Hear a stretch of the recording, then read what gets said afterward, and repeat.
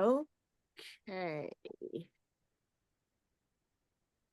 Hello, everybody. This is Marcia and Lori, Everybody. and we are here today with Stephanie Molina. Hi, everybody. She is from New York City. New York. New York.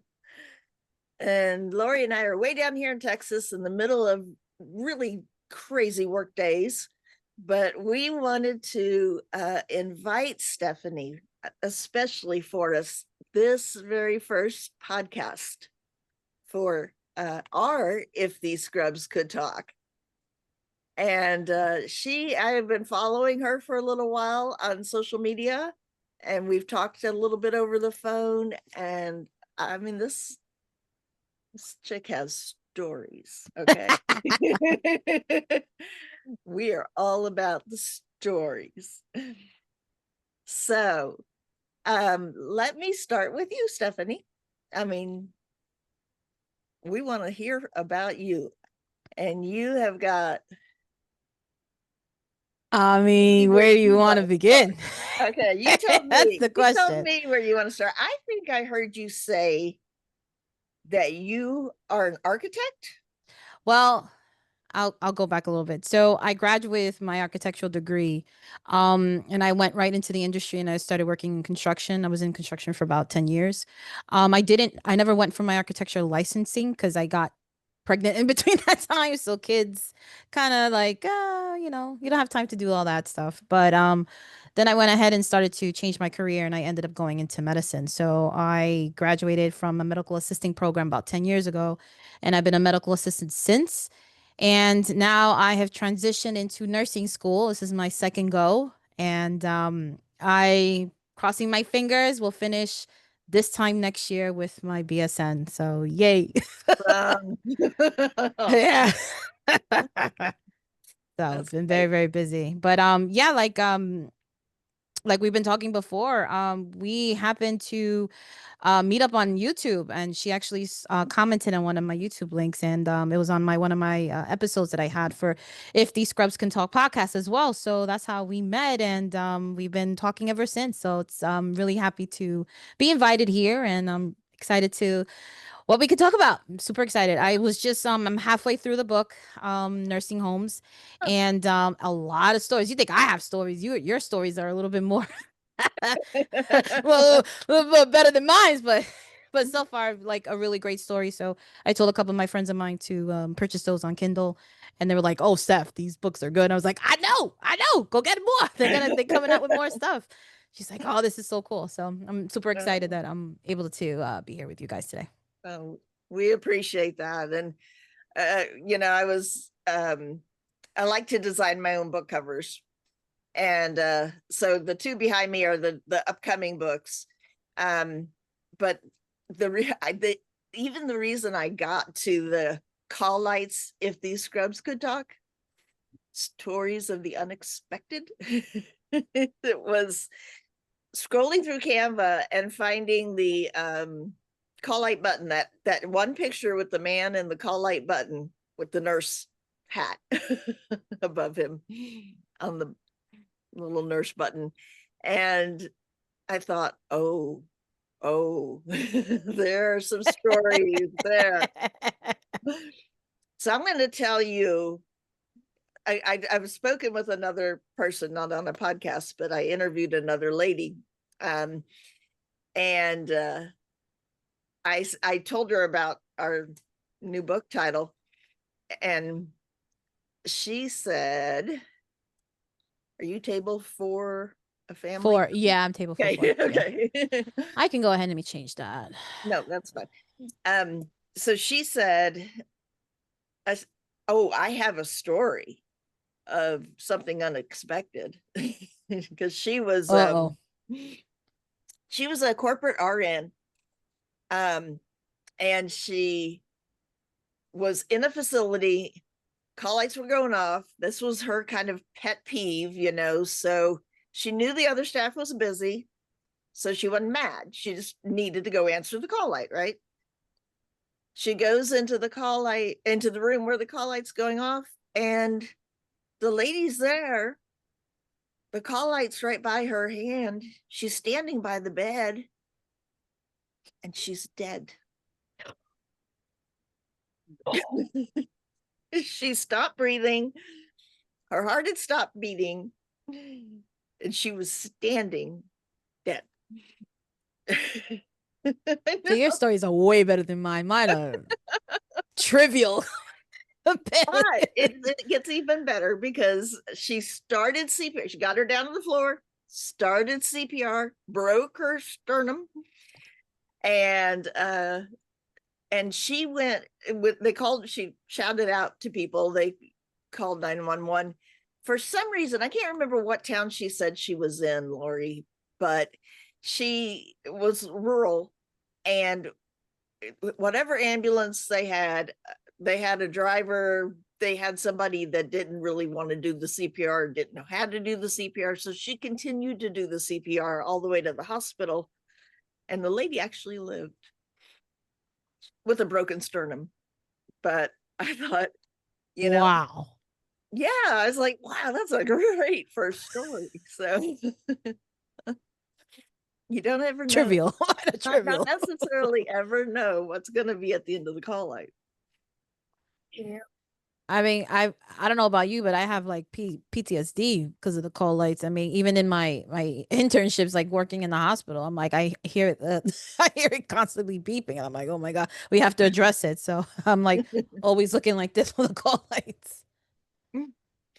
So do you hear them in your sleep? I do. Yeah. I hear them in my sleep. Absolutely. Well,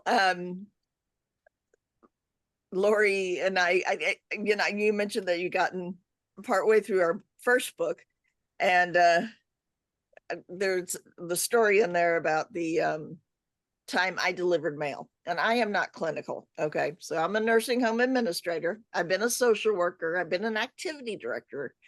Worked in nursing homes since 1986, and Lori started when?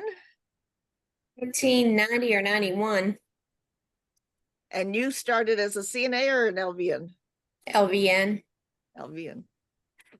And was it at Greenbelt? It was.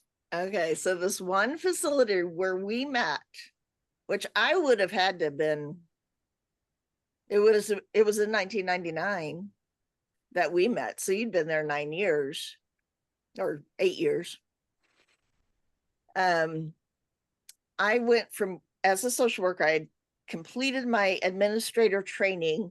I had taken my boards, and this is back in the old days.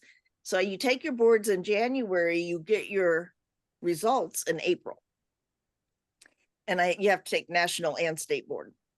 And so I'd taken my boards, I needed a job. So I went to, they needed a social worker. So I went to work Greenbelt. And from there, I went to my very first nursing home. And that was me not ever being clinical. That was where I was innocently delivering mail. Wow. Did you read the story about Yosemite Sam? No, I have not. You have not? Okay. I have not. Well, we're down here in Texas, and we had this little guy. Now, you do know who Yosemite Sam is, don't you, Stephanie? The little cowboy from right. Okay. Bugs Bunny and Bugs Bunny. Yeah. Yes. Well, some people, just didn't grow up with that, so they're too young. Yosemite Sam, this guy was the human version of Yosemite Sam. Okay. Cowboy hat, and he had the talk, and he was a little short guy, and he just swaggered, and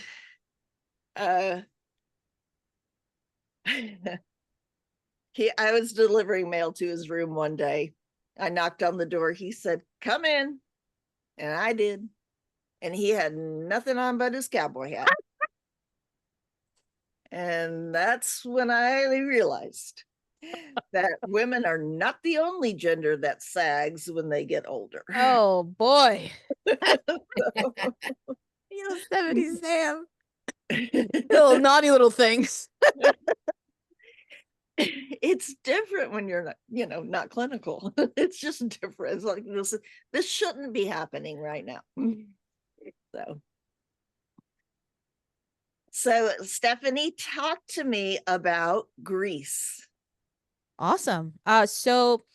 This time last year, I was invited to be an assistant or a volunteer for the medical outreach program. So with this particular program, this focuses on helping refugees and children from different areas, but it's from a particular area in Athens, Greece, where there's a refugee area that's right across from a jail.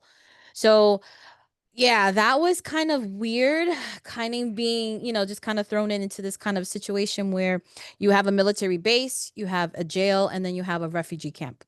So, I was selected last year to participate in that, and we did a little bit of training. We did wound care, we did just an overall understanding of how to communicate and how to be able to kind of deal with being in this sad situation, because this is really what it was. It was like a really sad situation. It was very it's very different.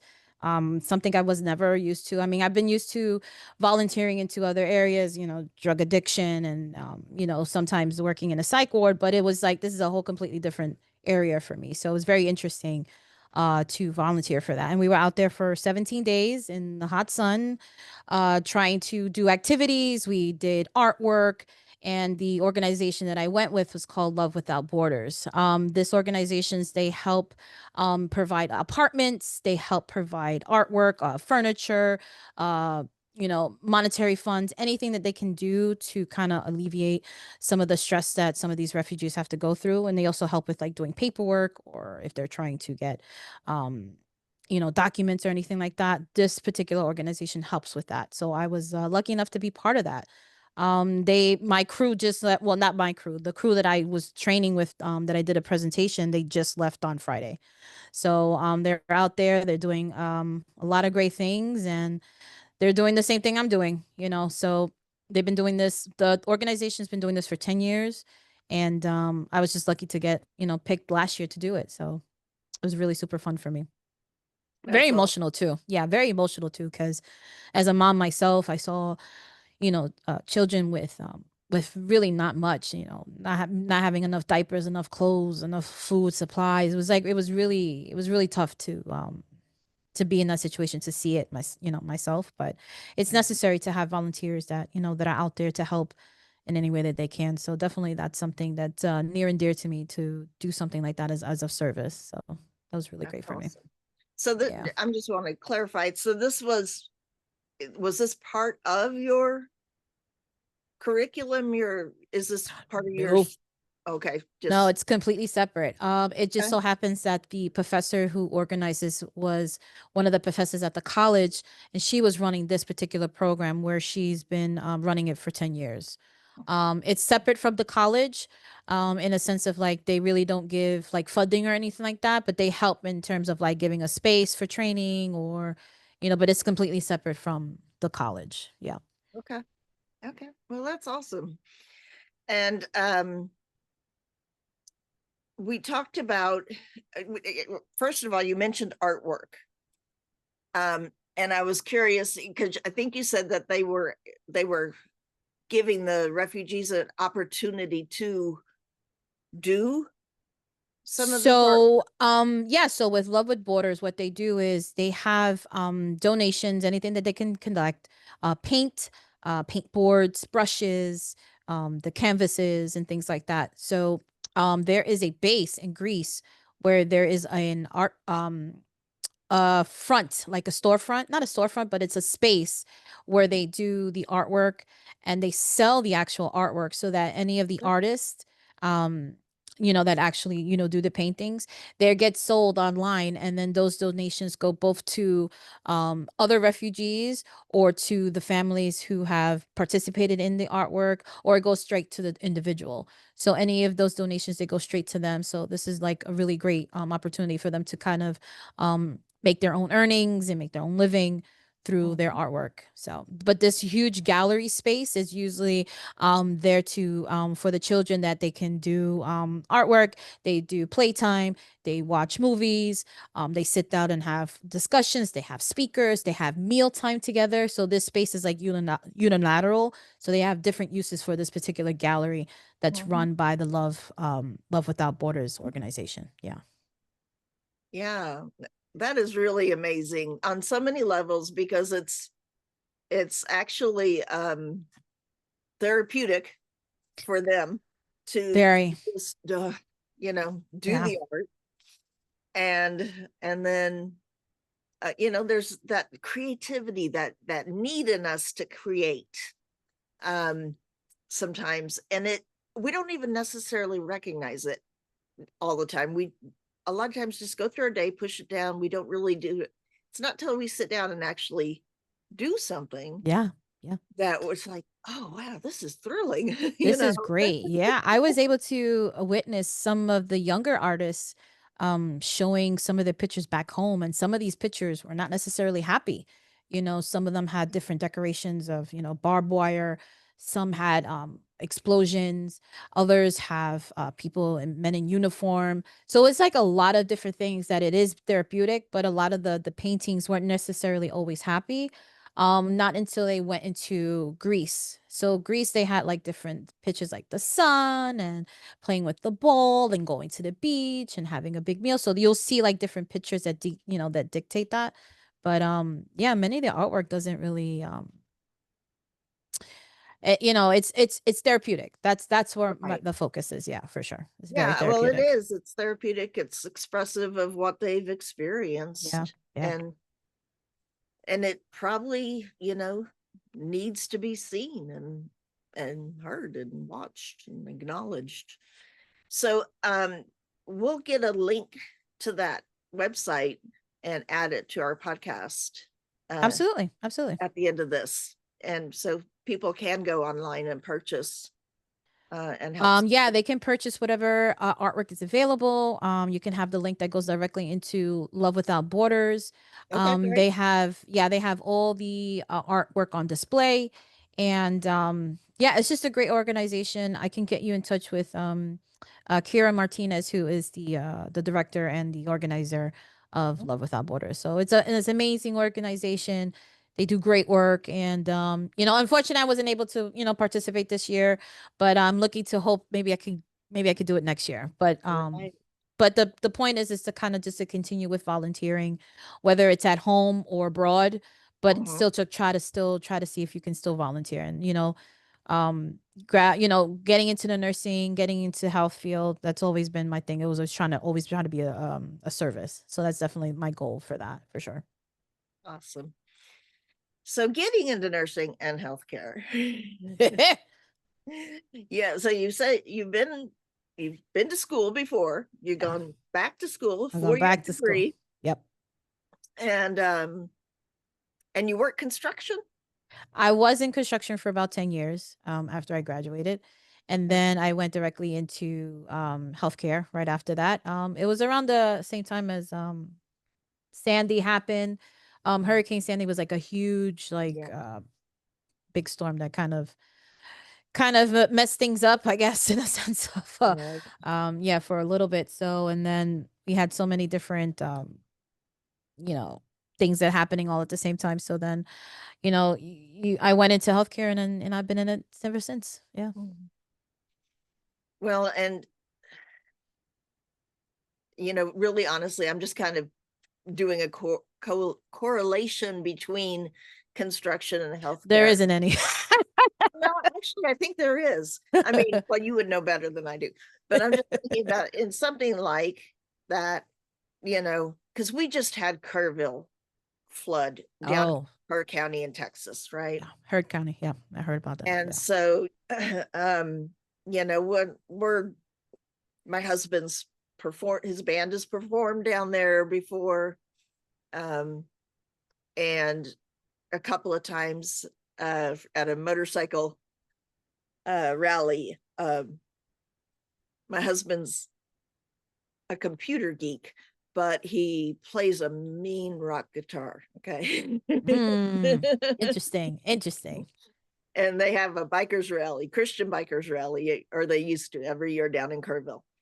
And so we're about 4.5 miles, hours away.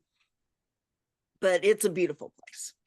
And so a lot of people that I've been, just sharing. There's a lot of sadness down here. So Yeah. I can kind of see, I remember, the storm and when it happened. And so that was, It just happened so quickly. Yeah. yeah. And yeah. so much It happened damage. down here 2009, I believe, 2009, 2010. And it completely flooded New York City. Like we were literally underwater, and it was just so many things happened. So many, my mother-in-law lost her house, and it was a lot going on down here around that time, Hurricane Sandy. So I can't even fathom what's going on in Texas. It's been in the news for the last couple of weeks. So many, it's just so sad just to hear some of the stories. Is really, really sad. But then it's just, what can we do? You feel helpless in a sense. Right. Well, and I think that's where I believe construction and nursing come together. Right. Because, Absolutely. when you have an event like that, it's all about, fixing what's broken. Yeah. Cleaning what's filthy. Yeah. You know, I didn't even think about that. and restoring. I didn't even think about it in that sense. Wow. Yeah. So yeah, I can see that. And it's like, because that's very much what's going on down there. Yeah. Yeah. And I'm sure, in New York as well when that happened. And Yeah. so I think there's some similarities there. So because of your interest in what you learned through Love Without Borders, what are your plans after you graduate? Or is there any that may not have anything to do with Love Without Borders? You tell me. Well, for right now, I was just added to, well, not added, I was like invited to be part of the Student Nursing Association club at the college. So what I'm going to do is I'm going to work closely with the president, and the president, who has like a really close relationship with the other professor who has been working closely with the Love Without Borders. Our goal was really to kind of work with them and other organizations through volunteer work, through church work. The president of the Nursing Student Association Club, she worked with like 3 different churches, and she's worked with like donating diapers and donating lotions and things like that. So she started to do something locally and work along with Love Without Borders. So we've been continuing with the volunteer on all aspects. So after we graduate, yes, finish school first. I think that's the first thing. It'll happen. But It'll yeah, happen. it will happen. I'm just it's taking longer than I expected. But no, but we've been really focusing on continuing with working with different organizations and seeing how we can be helpful. I've always volunteered all my life, whether it's through healthcare or through other things. I've always volunteered. My children and I, we've done pancreatic cancer walks, we've done aid walks, we've done cancer research walks. Like we've volunteered to give water and help with people like along the street. So any way we can volunteer, we've given coat drives, anything that we could do to kind of continue to pay it forward. That's how I've always, I like to lead in life. So this was just kind of something that just was natural for me, I guess, because I've been volunteering all my life. So this was just kind of something different where I didn't do it home. I did more abroad. So, Right.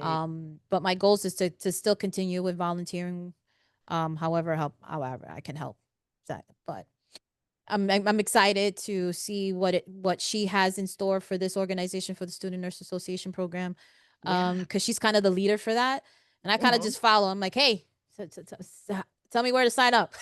So, so I'm there. So Well, there's a lot of, yeah, I mean, there's so many different ways yeah, we can reach out and help people because it's a hurting world on a lot of levels. absolutely. I agree. So tell me a little bit more about your If These Scrubs Could Talk podcast, your whole platform. What are your goals and plans for that?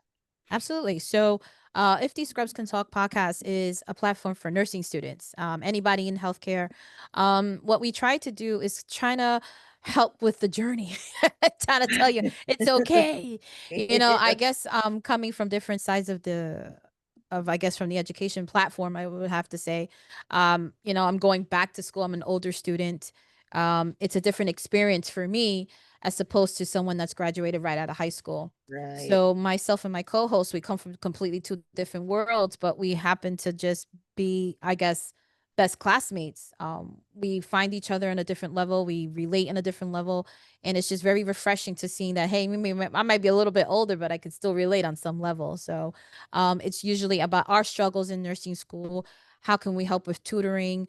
We try to focus on different subjects. How do we go about focusing on picking the best study time or the best study groups and things like that? So it's really about helping and being a platform and be a resource for other nursing students and others in healthcare, because it's that nursing, not only nursing students. We can help on any platform, but we have fun stories to tell, as you I bet. to share. But it's really a platform to kind of like educate, kind of advocate, and really be responsible. Not be responsible, but kind of like respond to like all the trends that are happening, nursing news, nursing like changes in jobs, and how to perfect a great interview. How do you go about performing in that, not a performance, but like how would you go about doing that, doing a great interview. So those are the things that's for our platform that we've been really trying to focus on. So it's been That's awesome. amazing. It's been amazing so far. But I mean, we got caught up in school, so I know. I know. That's my problem is work keeps getting in the way of right. of my my hopes and dreams. And No, but Lori's there's always stuff, time for it. You always make time. Look, we made time for each other right now, and I think this yeah, is we a did. great We did. opportunity to do so. I mean, it might take a little bit of our time, but I think it's um a spent amount of time for me. Yes, I agree. And I think it's really cool. I mentioned to Stephanie on our when we were kind of just talking on her YouTube channel that we're Lori and and Judy, we're really looking for retirement. We are moving our way out of this. Okay. And and her group is coming in. Yeah, we're basically we're the fresh meat coming in, the newbies. Well, yeah. Yeah. You will be grilled and barbecued and smoked Yep, by I've the time been you get told. I mean, done. it's not like I haven't been there. I mean, I've done some of my internships already and some of my Right. runs in hospitals, and I've already gotten a taste of what it is. So yeah. Yeah. So to me, it's like shift change. Yeah, for Yeah. sure. So we are If These Scrubs Could Talk too. And honestly, I swear to God, I never saw your podcast before I wrote my first book. We wrote Our book was published almost a year ago. It was August 3rd or 4th. And I didn't even really If These Scrubs could talk was just an afterthought, Yeah. it was nursing homes If These Scrubs Could Talk. Right. But then it was like, what a tagline, because how many of us wear scrubs? Oh, I mean, we so got many. housekeepers, we got dietary workers, we got So many.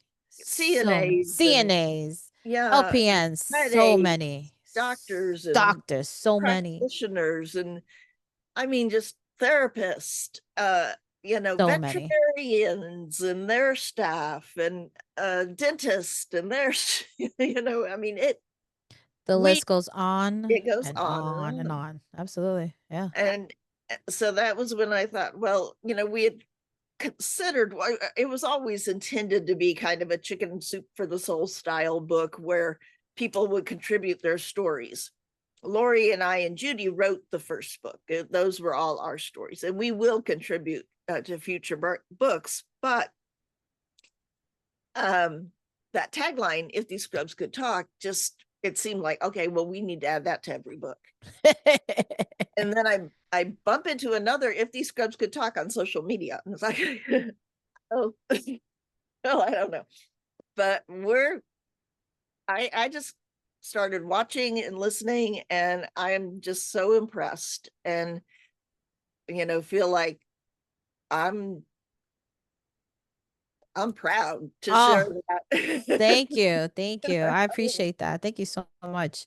Yeah, And it I was think, a lot of time to get into this and kind of to invest. And we started in August too.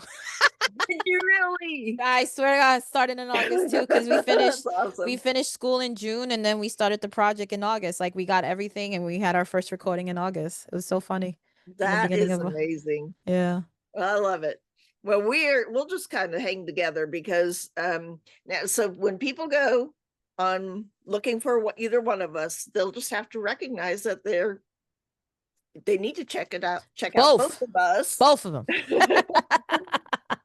And that, yeah, they can't miss. No. If they hit "If These Scrubs Could Talk," they're gonna be, yeah. But I wanted to, especially since this is our very first podcast, and Lori is out of the picture, and I'll tell you why. She is working right now. She works from home, but there are so many things going on, and she oversees, I don't even know how many nursing homes, but they are in the middle of a lot of stuff, and they are needing her a lot of attention right now. Absolutely. And I'm just starting mine. Well, it's a facility that I've been in. This will be my third time.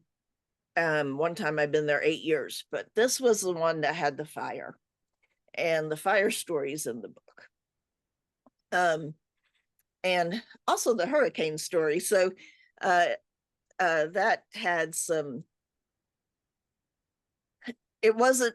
this was Lori and Judy going down to help a receiving facility Oh, wow. Okay. take the patients from, the facility that was in danger.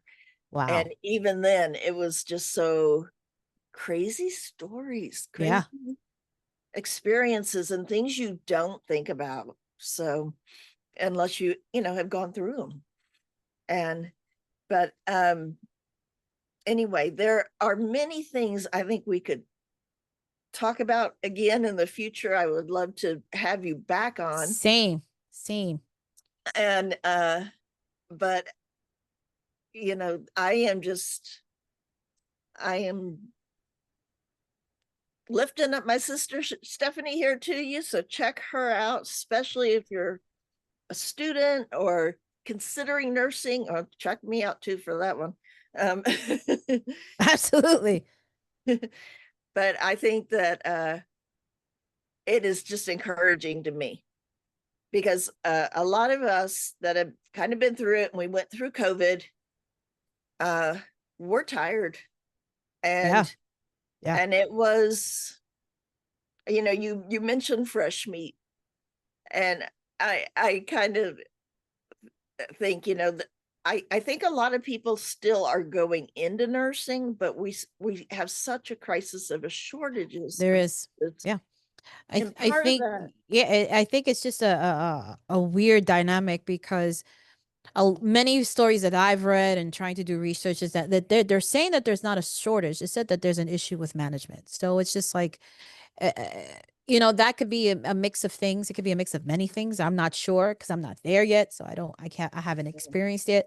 But the only thing that I've experienced is as a medical student, I've been having difficulty getting hired because of my full-time status at school. And I can't be at both places at the same time. So, going to the hospital setting 2 days a week, going to school 3 days a week. And then I'm still trying to find a part-time job. They don't want part-time. Everybody wants full-time. So it's hard for me to fill those gaps. But hopefully that's not the concern when I graduate and I'm out looking for work, or so Well, I don't that's think it will be. yeah, that's And my hope. Yeah. yeah, I That's the guarantee hope. you. Okay, I guarantee you that there's a nursing home around there that would hire you PRN. I'm hoping. I'm hoping. Maybe two. And then that way you can kind of choose, like, okay, I can't work for you on Thursday, but I can work for this one on For Wednesday. that one. Right. Okay. Hopefully. Okay. That's where I'm at. That's where I'm at. Hospitals are a little, they're Yeah. hard to get into. They are. Um, Especially if they have any union or if they're not unionized. mm, So yeah, that's I've been hearing a lot of stories. It's been difficult to getting into that. The private setting is where to go. I've been hearing about a lot about concierge nursing, where you go to patients' homes that don't want to go into nursing homes. yeah. I've heard that as well. And I was like, I don't know where the market is for that, but a lot of things are changing with insurance policies and how insurance is being given. And I don't know. It's nursing, I think, it gives you the dynamic that you can go into any specialty, and then you can go into any field of it's just so many different flexibilities in You nursing. So have also, so much, yeah, so so many I places. so many places to go. So it's just like, I'm being flexible. I'm keeping an open mind. We Mhm. always have to focus on foundation. Your foundations will always get you to where you need to go. And that's where I hope to, on this podcast, to kind of like alleviate that and say, hey, listen, we got to know the basics. Right. Yeah. Before we start anything else, we got to start the basics. Communication, effective communication, therapeutic communication, and Mhm. professionalism. That's where I like to start my foundations at. So, Right. so I think I right. carry that from my architectural side. Well, like, sure. you know what I mean. So that helped Attention me to a lot. detail and recognizing, yeah, every cog, has its in the wheel has its purpose and need. Absolutely. The, you know, but I do agree with you. I think with nursing, you can focus on any age group, any particular type of specialty, honestly, specialty that you're interested in. Or if you decide, hey, I don't want all that real people Yeah, stuff, sometimes bedside is not for every nurse. it's It's not for not. everybody. It's not for everybody, and that's okay too. There's And, plenty of paperwork. There's plenty plenty to of do. paperwork for you to do as a nurse. Plenty. You know, Plenty of work for right. everyone. So, okay. Well, I'm sorry that I know in my heart of hearts she is working right now. I'm sorry she wasn't here for the most of this, but I really appreciate you being on. And maybe our next time we can meet your co-host. Absolutely. What's her name? Her name is Ariana. Okay. Ariana. Ariana. Ariana. Yeah. Mm-hmm. Okay. Ariana. I really appreciate you, and just look forward to talking again. Absolutely. Thank you so much for having me on the podcast today. It's I'm excited. I'm the first guest, first of the many that you will have. And guys, continue. If you have an opportunity, go and read the book. The book is awesome. I'm halfway through it. It's a lot of stories. It will get you prepared for nursing school. I promise you. Yeah. And I got mine from Amazon. So you guys can go That's about check the that only out. place you can get it. That's it. That's where I got mine. Okay. Well, we'll add some links to this video, and then we will talk again soon. Appreciate it. Stephanie. Thank you so much.